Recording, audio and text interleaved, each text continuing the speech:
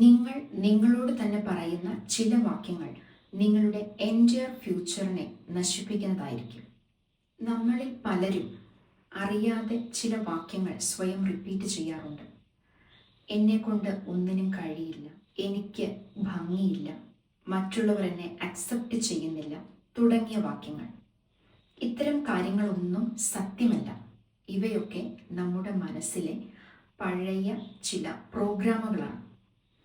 ഇന്ന് നിങ്ങൾ ചെയ്യേണ്ടത് ഇത്തരത്തിലുള്ള നിങ്ങളിലെ ഒരു ലിമിറ്റിംഗ് ബിലീഫിനെ ഒരു പോസിറ്റീവ് അഫർമേഷൻ കൊണ്ട് റീപ്ലേസ് ചെയ്യണം. ആ പോസിറ്റീവ് അഫർമേഷൻ ഇതാണ്: ഓരോ ദിവസവും ഞാൻ സമൃദ്ധിയിലേക്ക് വളർന്നുകൊണ്ടിരിക്കുകയാണ്.